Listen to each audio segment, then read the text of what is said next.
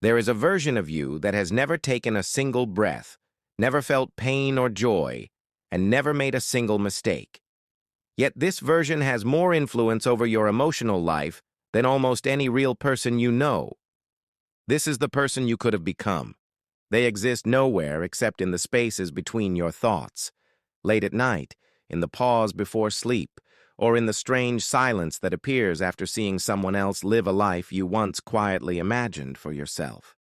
They are not a stranger. You know them intimately.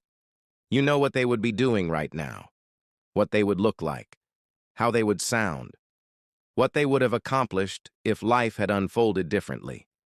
And knowing this is not always a gift. Sometimes it becomes a quiet burden, because every time you feel their presence, you also feel a very specific kind of pain, a pain that does not come from something you did, but from something you did not do. You did not take that road. You abandoned that self somewhere along the way, not because you consciously chose to destroy them, but because life slowly carried you in another direction while you were busy surviving, adapting, pleasing people, paying bills, recovering from things, or simply trying to make it through difficult seasons. So that other version of you remains suspended in time, waiting. This pain rarely arrives dramatically. It whispers instead. It appears as a vague emptiness on quiet afternoons, as envy when someone else makes a bold change, or as irritation when a person asks what you would do if fear disappeared for a year. You may already have everything you were taught to want, stability, work, or people who care about you, and still feel as though something essential is missing. Because what is missing is not always an object, achievement, or destination. Sometimes what is missing is a version of yourself that never fully came alive, and that version still lingers somewhere inside you. Psychologists have a name for this. They call them possible selves, a concept developed by researchers Hazel Markus and Paula Nurius. Their work suggested that human beings do not carry only one identity. We carry many versions of ourselves simultaneously. Who we are now, who we hope to become, who we fear becoming, and who we once imagined we would be. These possible selves are not meaningless fantasies.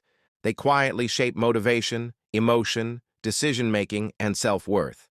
And when one of them remains unrealized for years, it does not simply disappear like an old memory. It becomes psychologically active, almost like a ghost. You feel it without fully seeing it. And what makes this ghost so emotionally powerful is that it never had to face reality. It never failed publicly. It never struggled financially. It never discovered that passion can become exhausting. And it never experienced rejection, loneliness, compromise, or uncertainty. In your imagination, the other version of you keeps all the rewards while escaping all the costs. So when you compare your real life to that imagined self, you almost always lose. Because you are comparing a human life tested by reality to a possibility untouched by it. And this is where quiet grief begins forming. Not the grief of losing something you physically had, but the grief of losing a direction your life could have taken. Eventually, the mind struggles to settle, because loss is easier to process when it has an ending you can point to, like something that failed. Failure eventually closes a door. It hurts, but it creates clarity. You try something, and reality answers. Either it works, or it does not. It survives, or it collapses. And once it collapses, the mind slowly adjusts around the truth. But possibilities that were never fully lived, never fully tested, and never fully allowed to become real, remain as unclosed losses. So instead of becoming memories, they become questions that never received an answer. And unanswered possibilities do not fade the way completed experiences do. They do not end. They simply remain suspended in the mind as if they are still waiting for their turn to exist. Quiet, undefined, still carrying the shape of what they might have become. And because nothing ever resolved them, the mind keeps returning to them, trying to finish a story that never actually began. They even haunt you, not because they lived, but because they never did. You can notice this haunting in ordinary moments. You meet someone who is actively becoming the thing you only ever imagined becoming. The musician who actually learned the instrument, the writer who actually finished the book, or the person who actually moved to that city. And instead of feeling inspired, you feel unexpectedly heavy. Not because you dislike them, but because they are living proof that the path was real, that it was possible, that someone took it, just not you. And over time, the person you could have been stops feeling like a source of inspiration and starts feeling like an accusation. Not even a possibility anymore, but a quiet judgment, a measurement of everything that was not lived. They hover in the background of your decisions, and you find yourself silently defending a life you never consciously set out to defend. So how do you respond to something that was never completed in the first place? First, stop trying to kill the ghost. That is the mistake most people make. They believe that healing means eliminating the longing, silencing the other version, or finally becoming so satisfied with reality that the imagined self no longer matters. But that day never comes.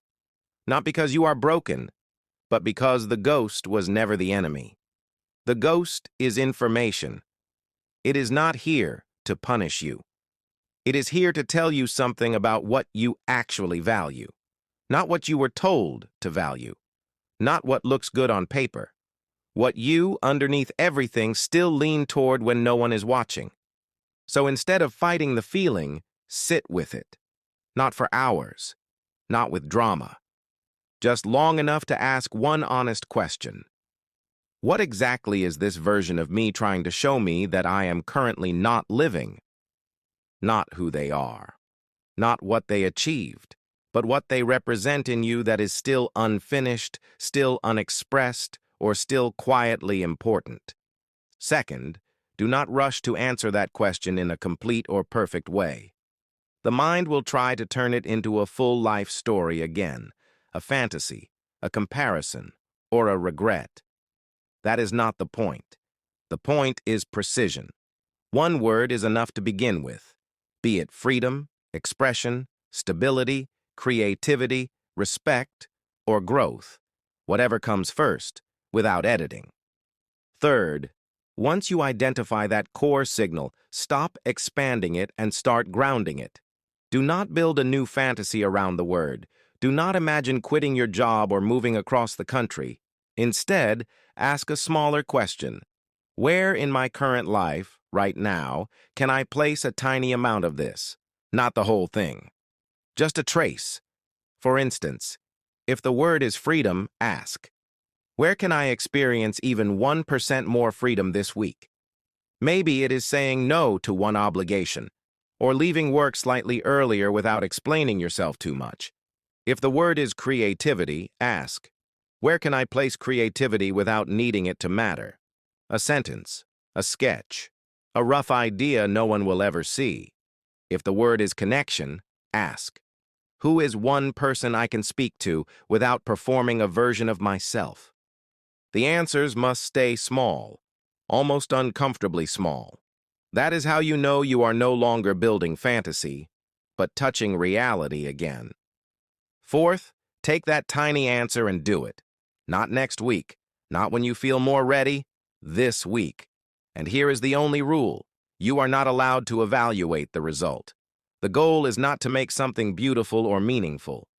The goal is to break the trance of never starting. The ghost loses its power not when you succeed, but when you finally move. A clumsy step counts. An awkward sentence counts. A 5-minute attempt counts. But do not rush to interpret what that small action means. Do not turn it into proof that you are back or still stuck or finally changing. Just let it exist as a single break in pattern. Because what matters is not intensity and not even direction at first. It is interruption. The interruption of a loop that has been repeating in your mind for too long without contact with reality. And once that interruption happens, something subtle begins to shift. Not in your identity, not in your future, but in your relationship with the ghost itself. It stops being something that stands above your life, judging what you failed to become, and starts becoming something that simply follows you in quieter form, not disappearing, not vanishing, but losing its authority over your decisions. And from there, you don't become a new person in one moment. You simply stop being held in place by the version of you that never got to try. That is enough for movement to return.